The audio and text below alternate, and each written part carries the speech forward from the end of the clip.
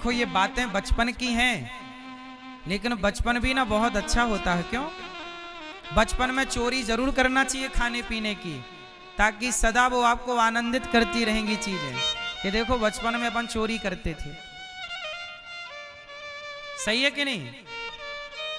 ये हमारे गणेश दत्त भैया हैं, राम भगत भैया, ये लड्डू, गणेश दत्त भैया और राम भगत भैया दोनों लड्डू लाया करते थे हनुमान जी को चढ़ाने। तो हनुमान जी को तो हम भोग लगाएं और आधे से ज्यादा अपने लिए बचा के रख लें और आधा डब्बा करके इनको लौटा दे। लो, हनुमान जी को थोड़ा भोग लगाए और पूरे गप गप करके फ्री। एक दिन की बात है, यहाँ ना हनुमान जी के मंदिर है छोटा सा। एक बार क्या हुआ कि हनुमान जी में लड्डू चढ़े 5-6, तो सवेरे सवेरे भैया नहाने आते यहीं, तो वो नहा के लड्डू उठाते। तो मुझे लगा कि उठा लेंगे, तो वो नहाए गए नल में नहाने के लिए। मैं गया, लड्डू उठा के तुरंत खा के आ गया। जब वो आए बोले भाई लड्डू कहाँ गए? हमने कहा पेट के अंदर। तो लड्डू गुझिया ये तो छूटती नहीं थी। ये बचपन का आनंद अपना आनंद है। हमारे गांव में जब मकर संक्रांति आती है ना, तो सबके घर में गुझिया बनती है, लड्डू बनते हैं। क्यों? गुझिया का सीजन आया, तीज में तो गुझिया, मकर संक्रांति आई तो लड्डू। तो लड्डू कैसे खाने? किसी के घर जाओ बैठने के बहाने, चलो ले आओ लड्डू। सबके यहां से एक एक लड्डू। तो ये सब आनंद गांव में ही उपलब्ध है, आज भी, और कहीं नहीं। तो अजामिल जैसा पापी क्यों तरा नाम के बल पर। देखो मेरे गांव वासियों का मेरे ऊपर इतना ऋण उपकार है, तो अब ये उपकार चुकाने का मौका है। इसलिए दास अनिरुद्ध ने सोचा कि गांव में एक स्कूल बनाकर कक्षा 1 से 12वीं तक समर्पित किया जाए, ताकि यहां हमारे क्षेत्र में शिक्षा का अभाव ना हो। क्यों जी? सही है। हमारे यहाँ शिक्षा का क्या नहीं होना चाहिए? अभाव। खूब शिक्षा हो, और केवल शिक्षा नहीं, स्कूलों में तो शिक्षा है ही, पर मैं ये दास अनिरुद्ध आपका बेटा, मैं जो चाह रहा हूं, मेरे मन में जो ख्याल है वो ये है कि बच्चों को हम इंग्लिश मीडियम में तो पढ़ाएंगे, इंग्लिश तो आएगी उन्हें, अच्छी से अच्छी शिक्षा पाएंगे, पर उतने ही अच्छे संस्कार पाएंगे वो गौरी गोपाल स्कूल से। इसकी योजना में मैं लगा हुआ हूं। बहुत जल्दी आपको स्कूल बनाकर देने का मेरा मन है। एक बार क्या हुआ कि देवराज इंद्र ने अपने गुरु का अपमान कर दिया, जिससे गुरुजी नाराज होकर चले गए। और गुरुजी नाराज होकर जब गए, तो इंद्र ने विश्वरूप को गुरु बनाया। इंद्र के गुरुजी नाराज हो गए, अपमान कर दिया ना इंद्र ने। तब विश्वरूप को गुरु बनाया, उन्होंने नारायण कवच की दीक्षा दी। और गुरु ने जब राक्षसों को आहुति दी, तो इंद्र ने गुरु का सिर काट लिया। इंद्र को ब्रह्म हत्या लगी। इंद्र ने अपनी हत्या 4 लोगों में बांटी। पहली हत्या दी स्त्री को, जो रज के रूप में दिखती है। दूसरी हत्या दी वृक्षों को, जो गोंद के रूप में दिखती है। तीसरी हत्या जल को, जो झाग के रूप में दिखती है। और चौथी हत्या पृथ्वी को, जो बंजर भूमि के रूप में दिखाई पड़ती है। इंद्र ने अपनी हत्या तो बांट दी, पर जो इंद्र ने देखो हाँ, इंद्र ने जो अपने गुरु को मारा, तो विश्वरूप के पिता का नाम था महर्षि त्वष्टा। त्वष्टा ऋषि ने यज्ञ किया, वृत्तासुर को प्रकट किया, और इंद्र और वृत्तासुर की लड़ाई हुई, जिसमें इंद्र ने वृत्तासुर को मार दिया। वृत्तासुर पिछले जन्म में एक साधु थे, एक भक्त थे। ये राक्षस क्यों बने वृत्तासुर? इनकी एक छोटी सी कथा है, बहुत ध्यान से सुनेंगे, समझ में आएगी। सुनो। वृत्तासुर नाम का एक दैत्य था। वो पिछले जन्म में कौन थे वो सुनने लायक है। चित्रकेतु नाम के एक राजा थे। मैया ध्यान से सुनो। एक चित्रकेतु नाम के राजा थे। राजा की बहुत सारी पत्नियां थी, पर पुत्र नहीं था। तब राजा ने संत जी से कहा कि महाराज हमें कोई पुत्र मिल जाए। संत ने एक फल दिया, पत्नी को लो, ये फल पत्नी को खिलाना, पुत्र होगा। पत्नी ने फल खाया, नाम था कृतद्युति। पत्नी ने जब फल खाया तो वह गर्भवती हुई और समय आने पर उन्होंने एक सुंदर से पुत्र को जन्म दिया। लेकिन जब 5 साल का बेटा हुआ तो उसे राजा की एक पत्नी को बेटा हुआ। राजा की पत्नियां बहुत सारी थी। उन बहुत सारी पत्नियों को जब बेटा नहीं हुआ तो उन रानियों के अंदर जलन हो गई कि राजा तो अब उससे प्यार करते हैं, हमारी तरफ तो देखते नहीं। उन रानियों ने जलन के कारण उस बच्चे को जहर दे करके मार डाला। मैया सुन लो मेरी माँ, ओ मैया, मैया, ओ मैया, जा रही हो मेरी माँ, ओ पिंक मैया।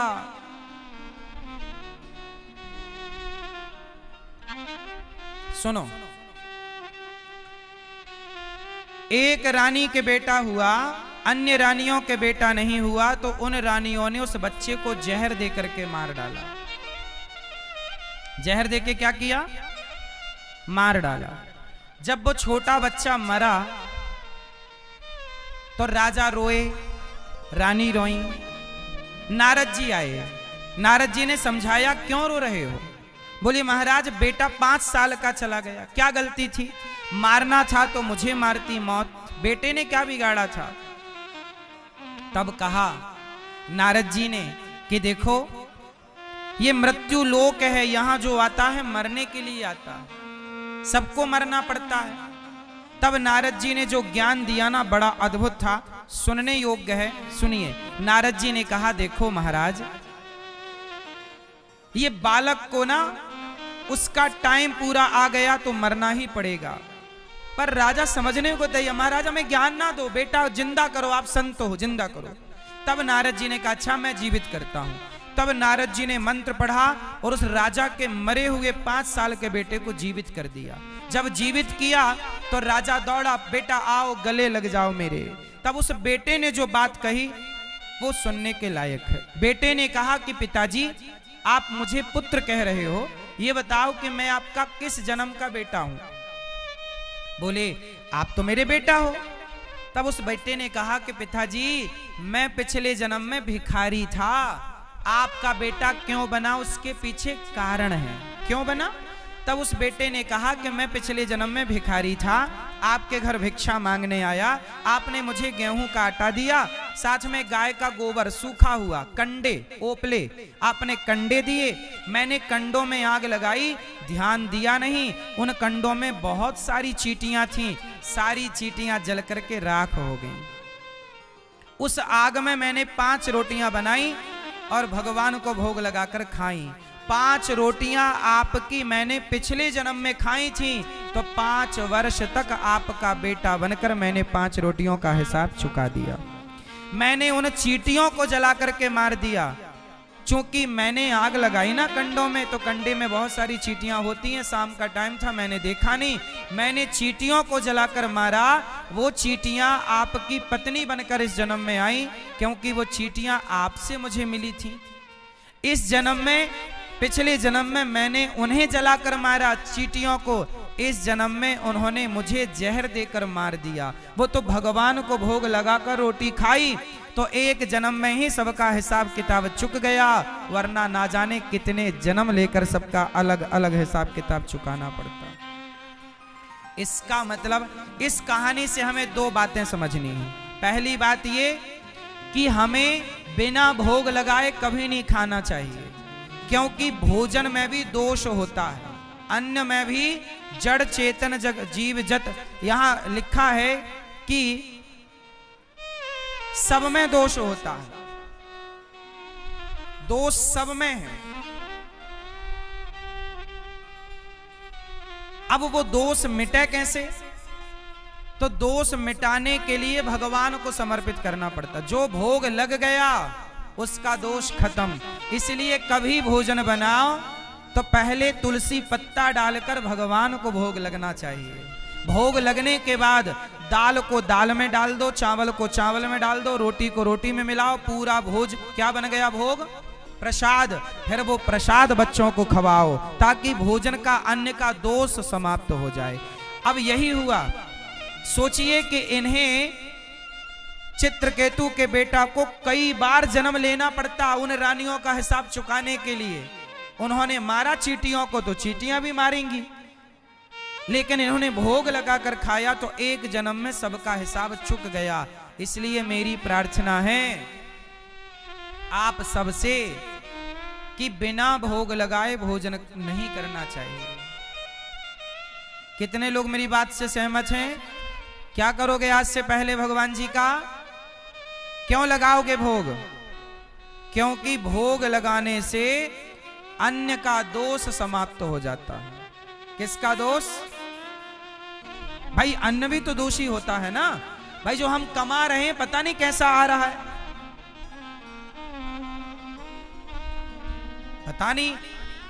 आज देखो सरकारी नौकरी करते हैं जैसे लोग, सरकारी नौकरी करते हैं, सरकार उनको तनख्वाह देती है 20,000 रुपए 50,000 रुपए आपके पास आया। अब सरकार जो पैसा आपको दे रही है वो सरकारी पैसा है, पता नहीं वो पैसा सरकार ने कहां से कमाया। भाई सरकार के पास तो सबका पैसा आता है ना। हमारे देश में बहुत सारी गाय की हत्या होती है, गौ हत्या भी तो होती है ना, वो पैसा भी सरकार के पास आता है। सरकार टैक्स लेती है, कोई हंस के देता है, कोई रोके देता है। सरकार किसी के छापा मारती है तो छापा में सारा पैसा, तो जिसके घर छापा पड़ता वो हंसता थोड़ी होगा, बेचारा रोता है। ऐसे करके ना सरकार पैसा इकट्ठा करती है और वो आपको सैलरी देती है। तो सरकार के पैसे में दोष होता है, बोलो हाँ कि ना? नहीं होता। आप किसी के घर काम करने गए, जैसे मैंने आपके घर मजदूरी की, तो मैंने आपके घर 500 रुपए कमाए, तो जो 500 रुपए आपने हमें दिए, पता नहीं वो 500 रुपए आपने कहां से लाए होंगे, चोरी करके लाए होंगे, कि लूटा होगा, कि डाका डाला होगा, कि ईमानदारी से कमाए होंगे, कि बेईमानी से कमाए। अब वो 500 रुपए में दोष तो है ही ना, भले मैंने मेहनत करके कमाई, अब उसे शुद्ध करना पड़ेगा। इसलिए कहते हैं कि हम जो भी कमाते हैं कमाई, अच्छा बताओ, हम जो भी कमाते हैं कमाई का सरकार को टैक्स देना पड़ता है कि नहीं? यदि टैक्स नहीं दोगे तो टैक्स चोर कहलाओगे सरकार की दृष्टि में। तो सरकार हम सबसे 30% टैक्स लेती है।